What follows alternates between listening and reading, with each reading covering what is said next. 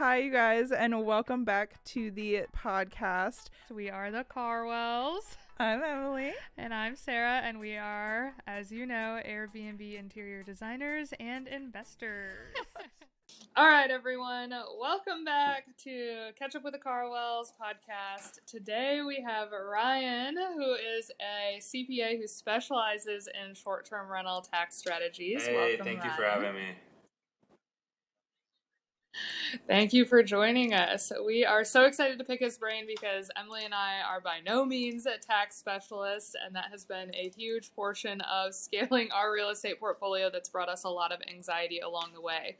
And I cannot express enough how much of an advantage it is having someone who specializes in short-term rentals have your back when it comes to taxes. So we're excited to pick his brain today for you guys and of course, personally for us as well. We always learn a thing or two on these podcasts. So before we dig in today, as always, we're going to start this episode with a real estate or Airbnb horror story. And Ryan also has Airbnbs along with being a CPA. So Ryan, tell us a horror story that you've had to deal with as an Airbnb host. It would have been a horror story if I wasn't proactive. So I have a lake house on Lake Erie, and my primary guests are normally either fishermen or bachelor and bachelorette parties.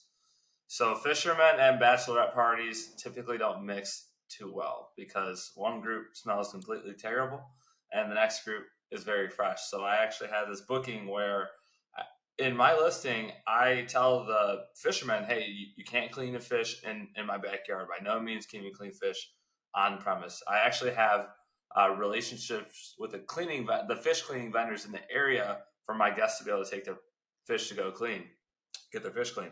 Well, these guys didn't listen and they cleaned their fish on the property. And so my cleaner was turning over the unit and she's like, hey, the thing reeks of fish. Like I got the osium running, but I can't get it out. We have a bachelorette party checking in this afternoon. Like, what do you want to do? And I was like, oh, okay. How long is their booking? She's like, oh, they're in for 4. It was a 4-day bachelorette party booking. And I was like, this is going to suck so bad because they are going to get here and it reeks of fish and no girl wants to smell fish. So what I did was I was really proactive. I got on the phone with the person who booked the party and I offered to pay their grocery bill as well as their drinking tab for the week. And I didn't know if that was really ballsy or not, but I ended up covering it. It ended up being like a little over $500, but luckily I was able to save a 4 or 5 day booking and that relationship. So, and I saved myself from a review and I got a 5-star review at the end. So that was kind of like my horror story that could have been really wrong, but turned out to be fine. Oh my God. I'm surprised that it was only $500, first of all, because we've been to many bachelorette parties and that is really low for an alcohol bill. But that's such a good tip to like make a relationship with the fish cleaning people in the city because I'm in northern Michigan and this is a really big fishing area as well. And that was a big fear of mine is that fish is going to get cleaned in the house. And I'm like, how do I combat that? Like, do I make sure that there's like a sink way away from the house, like on the property that they like? I didn't know how I was going to handle that, but that's actually really good idea. Sink away from the house is fine, and a combination of what's like known as a mudroom. So there was a little like shed in the back, not the garage, but the shed in the back. We actually converted into like a mudroom where like fishers come back, they can hang their dirty clothes or their wet clothes in that room rather than having to bring them in the house. Their boots, their shoe wear, whatever. Keep it all separate from the house, so don't let them bring it in the house. That's super smart. Yeah, and fish that smell is just so strong. There was an episode probably a year ago now where I shared a horror story of I had like a nightmare guest that was trying to sabotage the reservation and wanted their money back. And so they cooked fish on a pan of mine and stuck that cooked fish on a pan in like the very top cupboard that's like not reachable in our kitchen. And my cleaners they deep cleaned it like 2 times before the next guest and just absolutely had to tear apart the apartment trying to find this fish and eventually found it. That's terrible. That smell is just, it's unmatched. No, thank you. Good for you though for being ballsy and taking that bar tab because I would have abused that had I been the guest. Oh, for sure.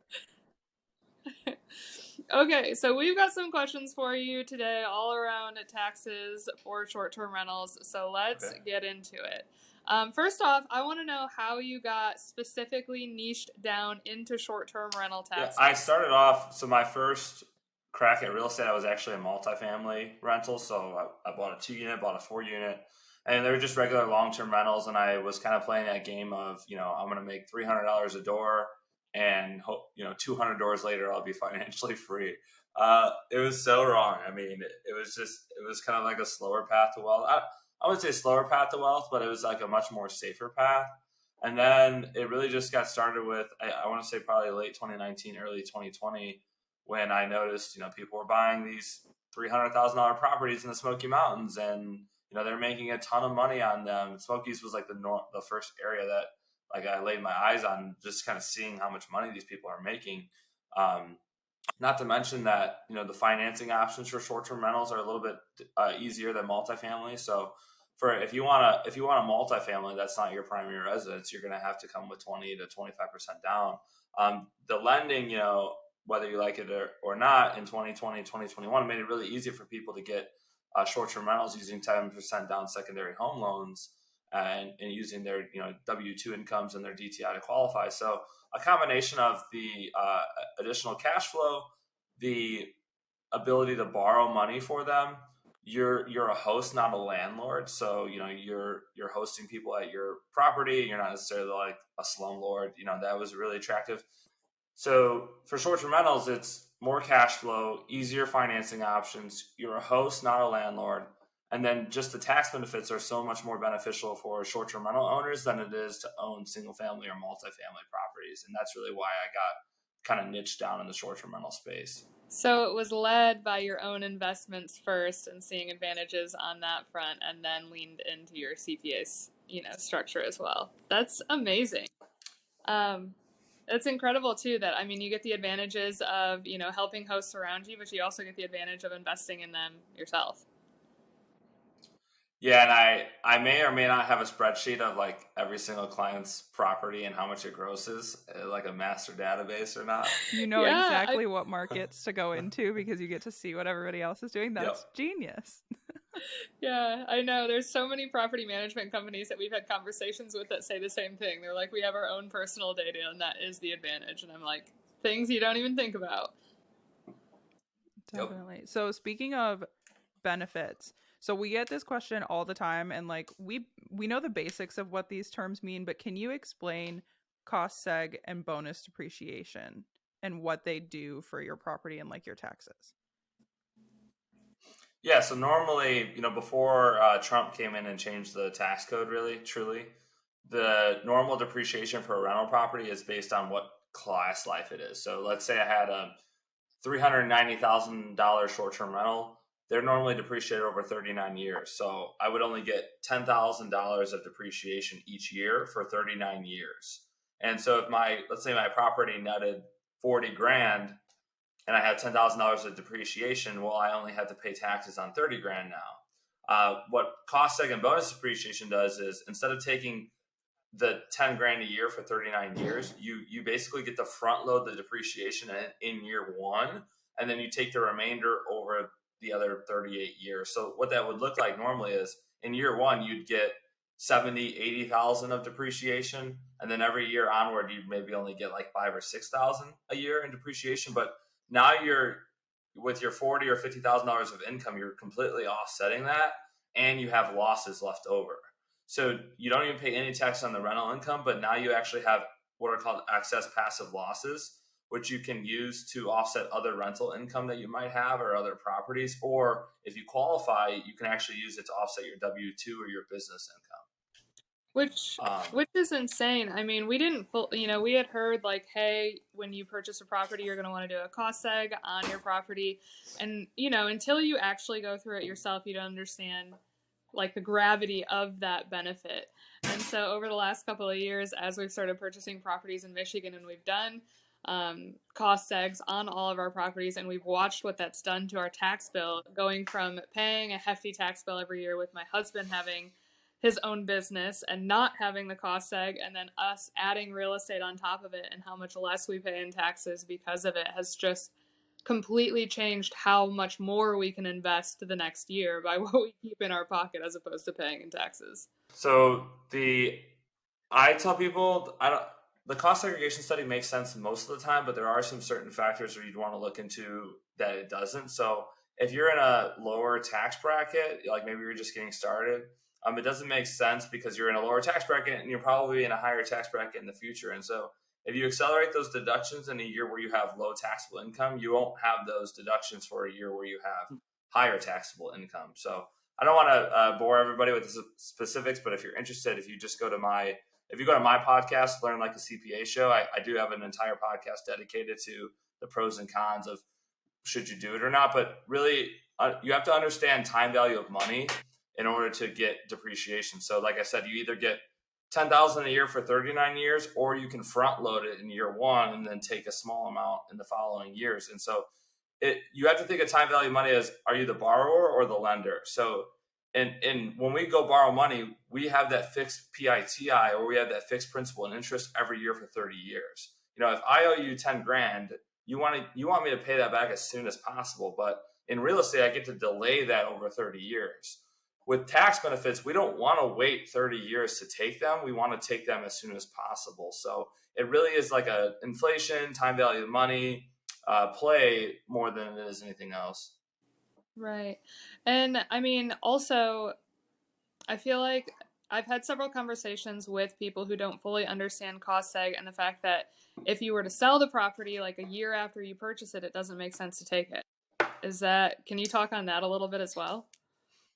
Yeah, so one of my mentors does like luxury STR flips basically, and I've literally built out a spreadsheet just for him to be able to see if it makes sense or not. Because if you're holding on to it for 2 years, even like let's just assume like you save 50 grand in year one and you pay taxes in year three, 50 grand, you still were able to borrow 50 grand essentially for 3 years interest free from the government. So for most people, the reason why it doesn't work is they just simply don't have the wherewithal. So if you were to save 50, I'm dealing with clients that are doing this now, where if you save 50 grand in year one, and let's say you sell in year three and you have to pay it back, there's a lot of people don't have the discipline to like hold on to that money. And so that's why typically less than 3 years, I generally wouldn't recommend most people to do it. But in this person's case, like they're very extremely disciplined. They're knowledgeable about the tax code. So they know to just kind of put that money to the side and hold on to it. Right. And another question I have too is, bonus depreciation is going down, right? Now it's at 80% and then it's going to 60 and then so on and so forth. And I don't fully understand the history of it swaying back and forth. Do you anticipate that it'll ever go back up to 100, or do you think it's just fizzling out to what it should be? Yeah. So there are some extender bills in Congress which just basically extend out the bill, because it does actually require an act of Congress in order to get it back to 100 or to extend it. So if you're listening to this, call your politician or call your senator and ask them to vote to or ask to extend bonus depreciation. I think it'll really depend on where the economy kind of looms, when it goes down to 60 or even 40, because if the economy is like in a recession and people are not wanting to spend money, people are hunkering down, they will do that if there's no tax incentive. Versus if they increase it back up to 100, that incentivizes people to build, that incentivizes investors to buy property. It incentivizes economic behavior. So there's an instance where I could see them actually putting it back to 100. Right. We'll cross our fingers for that. Makes sense. It also depends on the political climate too. If we get another, I'll be honest, if we get another red president, and they'll probably likely extend it too. Right. So. Yeah, that's basically how we've always been. The conversations that we've had around it has been exactly that. Is there like it swings with, depending on who's in office and what political party they're with. So we won't get political on it, but that just is the result of it, right? Yeah.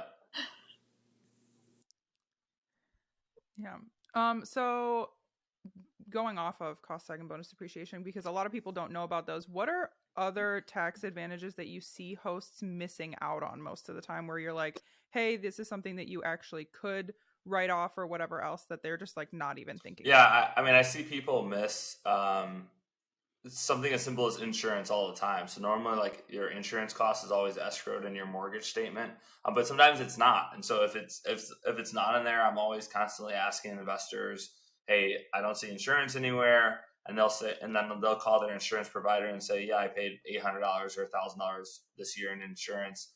Another common is what I was saying on a webinar I did last night is to really to just know your market. So if I see a property in the Smoky Mountains and I don't see like a line on it for pest control, for example, like I know you have pest control if you have a property in the mountains or, Blue Ridge or Smoky Mountains.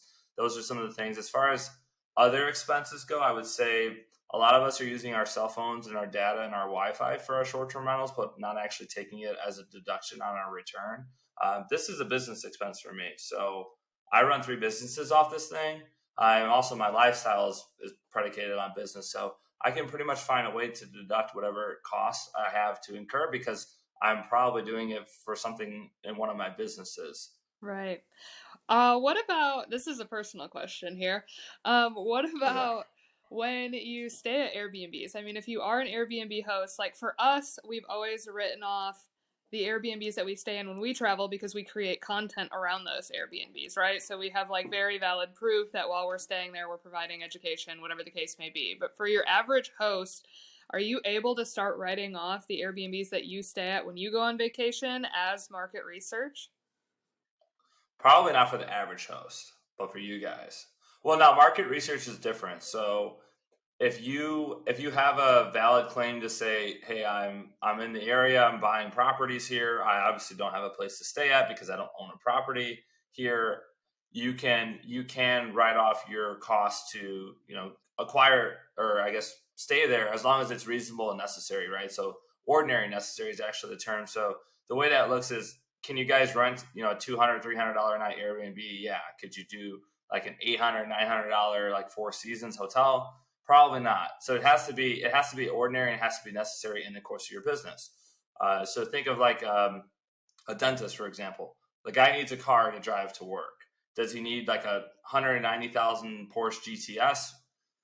Maybe, maybe not. So it just has to be ordinary, necessary in your course of business. Cameras, filming equipment, content. That's all necessary. Like all the stuff that I use. I got my Yeti mic, got my webcam. That's all ordinary, necessary. It just can't be extravagant. Let's just say. So what you're saying is we need to push into the luxury Airbnb market for reviews online. Well, and I don't know about this whole fiasco you're doing in Chicago either. So we'll have to chat offline about that. As many ways as we can give Uncle Sam the least amount of money possible, we're here for. Okay, so as a CPA and a real estate investor, how are you scaling your portfolio? Because we personally know how difficult it can be to run multiple businesses at once and still prioritize your own real estate investments. Are you outsourcing that, and are you involved in syndications, partnerships, or are you just scaling your real estate portfolio on your own on top of everything that you do? Yeah, I do. GPs, general partnerships. So I have a campground in Branson. It's 13 acres. We have glamping tents, single family homes, and RV parks or RVs on it. I also have an RV park in Colorado, in Blackhawk, Colorado, kind of similar size, multiple $1 million purchase price that I don't run the day to day per se, but I oversee like the accounting and finance and administration work, and I help underwrite some of the deals. How I'm scaling. So interestingly enough, with multiple businesses, what you really have to understand, I would say, is the concept of the genius zone, which is what I talk about all the time, is figuring out what your top 10% at in the world and trying to spend a lot of your time doing that. So there's a book called The Genius Zone. And the argument the author makes is that people really only spend 10% of their total time in their genius zone and 90% of the time doing all the other like shit that doesn't qualify to be in their genius zone. And so if you can figure out how to buy your time back, whether that's by hiring VAs or delegating work to other people, so you could spend 80 to 90% of your time in your genius zone, you're going to have so much more fulfillment because you're doing the things that you love. And most likely you're making the most money if you can spend that time in that genius zone.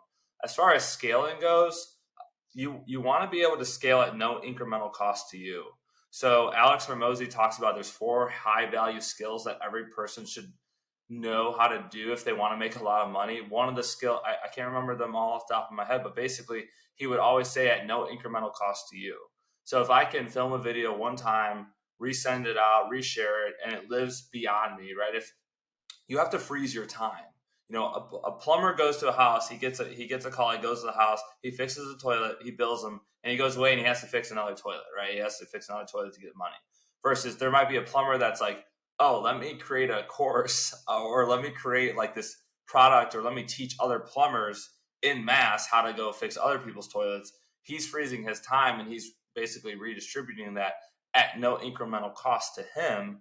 And that's how you really do buy your time back and you become more wealthy. So you have to figure out, how do you freeze your time and how do you scale at no incremental cost to you in these businesses? So, you know, that could be look at as simple as, you know, go online, type in Genius Zone and figure out the quadrant, but identify those tasks that are not meaningless, but that are mundane and boring to you and outsource them to the VAs. And the easiest way to do that, 2 tools, Google Doc and Loom. So in the Loom, you're going to record yourself doing whatever task it is that you don't want to do, whether it's, you know, Airbnb host check-in, or if it's doing bookkeeping or reconciling your financials. Film the Loom video, put a little description, put it in the Google Doc for your VA to go in and say, oh yeah, how do I do that again? Okay, here's a video of him showing me exactly how to do that. Yes, you're preaching to the choir there. That's definitely an area that Emily and I are trying to figure out, right? And I think we've had a hard time like honing in on what our Genius Zone is because we're so interested in so many corners of this industry. But that's definitely resulted in us spreading ourselves super thin. Mm-hmm. So we're watching you scale a few businesses and we're saying, okay, let's take what that guy's doing and let's apply it to our own business. So we love watching you scale there. Definitely. And kind of going off of like personal brand. So you've branded like yourself, you are Learn Like a CPA. That is where you are pretty much on all social media. How has like branding yourself as the CPA guy impacted your business? Did it like really take off because people have this name that they know you by and they instantly are like, oh, I know that guy and I trust him because I know who Learn Like a CPA yes is? So trust is one important part. The branding is huge, and I'll give you the hint on there's 3 pillars that if you could do it at mass scale at no incremental cost to you, it will amplify your business. So number 1 is you have to become the person of interest. So for me, that was when I first started off, I would, you know, post videos, but more so I would go on these Facebook groups and start commenting on people's posts. People would have financial questions. People would have tax questions. I would just say, hey, my name's Ryan. I'm a CPA. I also own rental properties. Here's the answer. And what would happen is I became so well known for answering people's questions without ever like sending them like, you know, it's so funny those memes nowadays where it's like, oh, it's going to ask you a few questions right here, like on the tip. But I would just say the answer, provide value, and leave it at that. I wouldn't say, oh, if you want to talk to me, call me here or book a call. You know, I would just give value, become the person of interest. And it got to the point where people would tag me and they would say, oh, I don't know the answer to this question, but this guy does. Like this guy can help answer your question. So you want to become the person of interest in whatever it is that you do. So for me, that was real estate tax. You know, that was rental real estate tax, teaching people how to be wealthy, teaching people how to save money on taxes by real estate. And that's how I started growing that, becoming that person of interest. Social media, you know, podcasts, digital media, all the stuff that you can do to become that person of interest. This pillar number 1. Pillar number 2 that I talk about is what's called being the law of reciprocity, basically. So people are more likely to buy something from you if they feel like you've given them value without anything else. So that's what I was doing by commenting on those Facebook posts. Is I was giving value and providing value to people without ever asking for anything in return. You guys got Olive Garden by you? Mm-hmm. So what do they do when they bring you the bill? A mint. So Olive Garden did this study where they had 3 different waitresses. So waitress 1 came to the table, brought a mint, right? She got 7% tip on average. Waitress number 2 came to the table, brought 2 mints, and the people were like, oh, we got 2 mints instead of 1. We're normally used to getting 1. Now we got 2. She got like 11% tip. But the waitress that got the most money was the waitress that came to the table, left a mint, went to the kitchen, and came back and brought another mint. Because what it did to the people that were sitting at the table, they said, hey, this lady went out of her way to provide more value to us. She got the most tips in return. And so it's being able to give value to people, again, at no incremental cost to you, at scale. And people are more likely to buy something from you if they feel like you've already given them value, right? So, provide, number one, become person of interest. Number two, law of reciprocity, give value without ever asking for anything in return. And number three, which is arguably the most important, is what I call this transfer of authority. So you might think of it as like a referral. You might say, hey, I'm not a real estate agent, but you need to go talk to Matt because that's just his ball game. This is what he does, right? But it's more than that. It's saying, hey, here's my experience, but you really need to go talk to Ryan because he's the expert in tax, right? Like just how you guys say, hey, this is what I know about cost segregation, but you really need to go talk to somebody else because that's the transfer of authority. So I don't need to be vetted as much because I've already been vetted through you, right? Because I'm basically utilizing your image and you're transferring your authority over to me. And it makes it easier for me to close the deal on people because I don't need to be vetted as much because I've already been vetted through you. In fact, the vetting process becomes easier because I already did steps number one and number two. So when I go on somebody like Avery Carl's podcast and it gets like 30,000 downloads a month, people are like, oh, well, who's this Ryan guy? Oh, here's his Instagram. He posts his shit every single day about real estate. Person of interest. Oh, he's giving tremendous amounts of value and he doesn't have his wallet open every time. Giving value without ever asking for anything in return, right? And he has that transfer of authority from whoever to me. So learning how to use those three little tools there, I was already doing that, but I never saw it until somebody kind of was like, no, this is exactly what you're doing. And so those are the three tools if anybody wants to build a brand, those are what I would focus on and at scale. So much of that resonated so deep because I think Emily and I, we've been active on social media, just showing off our journey for the last 3 years without understanding what that could potentially do for our business in the long run, right? And we didn't have a product to offer. We weren't asking our community for anything. We just were posting for the sake of posting because we like content and we like that format and we like social media. And in turn, it's just been the thing that's had the largest payout, honestly, is building that personal brand and building that trust. And I think that a lot of people don't give enough networking specific credit to social media because in reality, our entire community that we've developed around short-term rentals has been by meeting people like you through social media who are obviously an expert in something that we're curious in. So it's like not a process where we have to dig and ask a million people. You literally have who you are all over your social media. So there's a lot less anxiety for us in reaching out to someone like you where we can see that you know what you're talking about as opposed to like trying to build up that trust from day one of not knowing you at all. So I totally agree. I just think that like looking at your social media and looking at, all the effort that we've put into ours, it's just that trust factor where people are just, consuming a ton of bullshit all the time, a ton of sales tactics all the time. And so when they come across someone who's just like doing what they do every single day online, that's a huge trust builder right out the gate. And it makes that sale or developing that community or continuing to build that business so much easier. Definitely.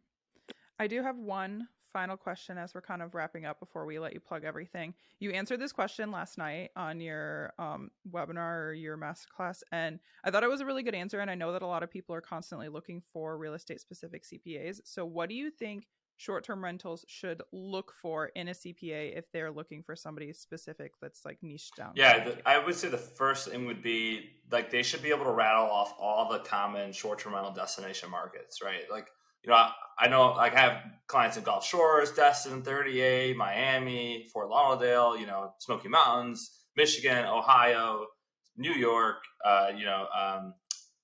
what's the Coachella Valley area, Big Bear. Like they should be able to name like all the markets, right?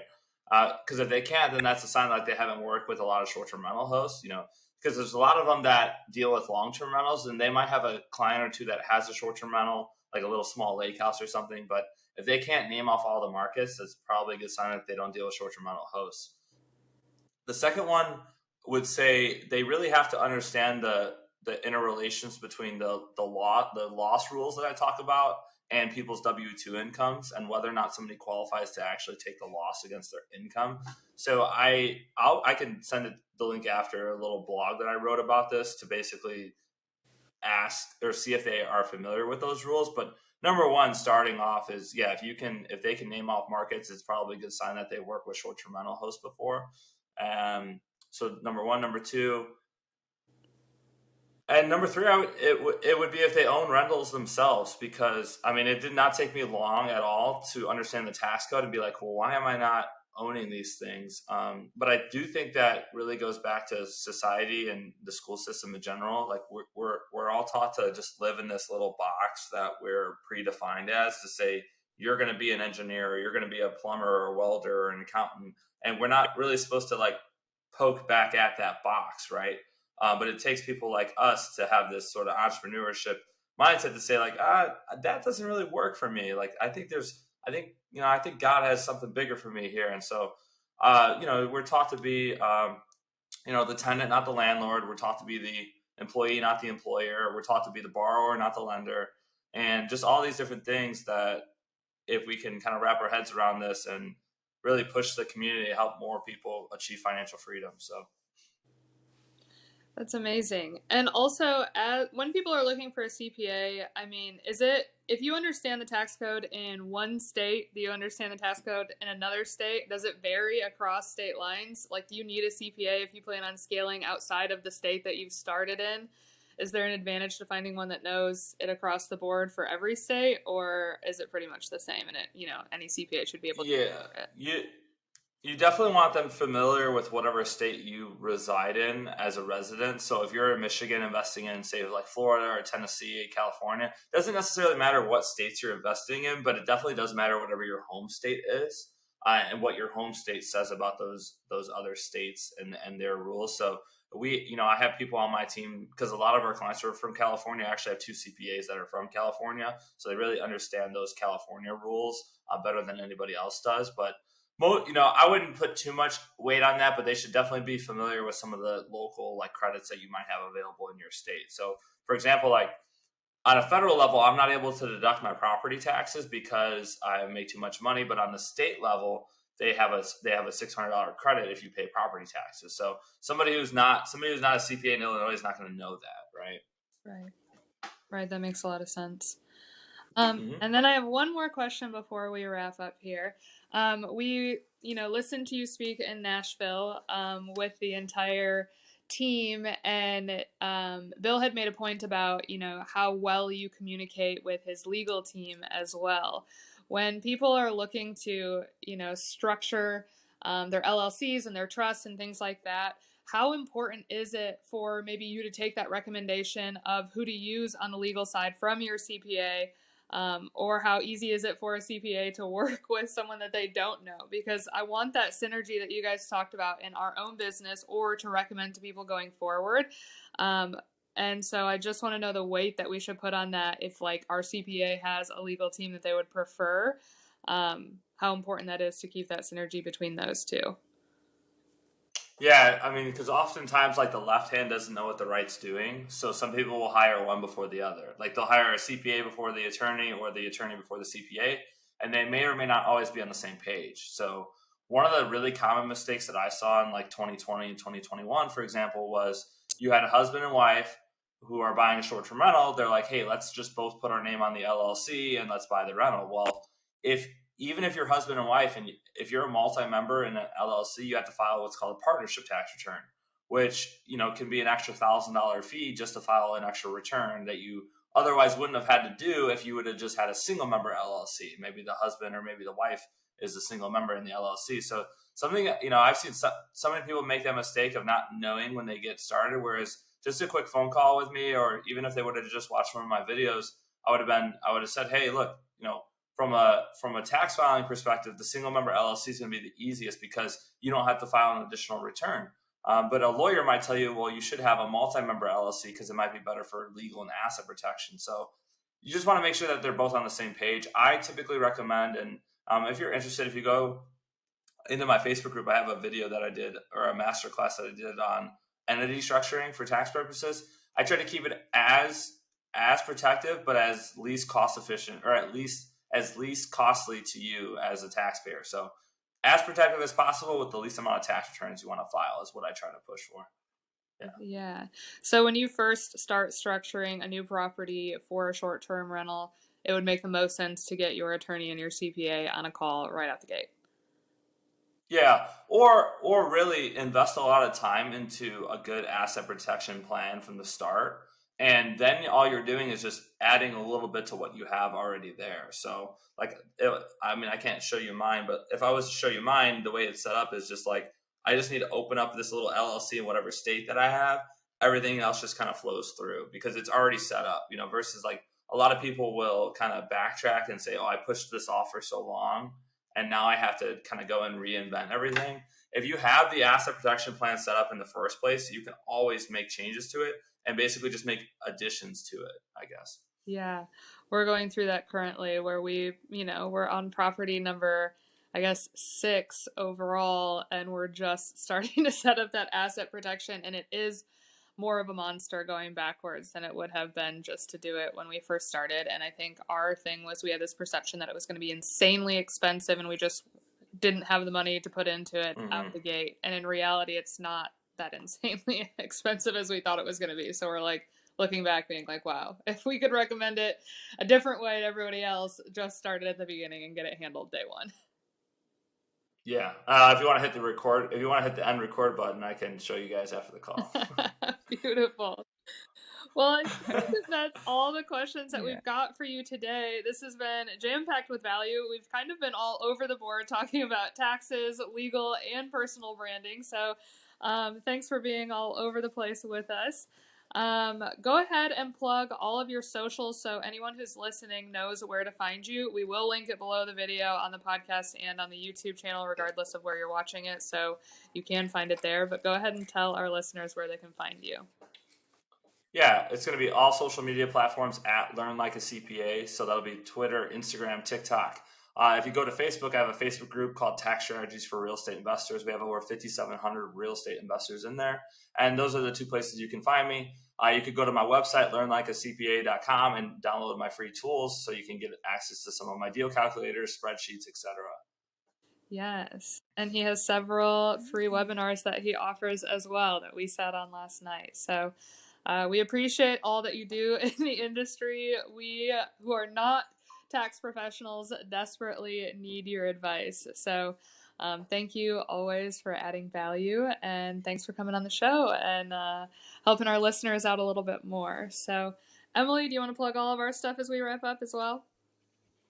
Yep, we are the KarWells on all social media platforms, and you guys can find us on our website, thekarwells.space.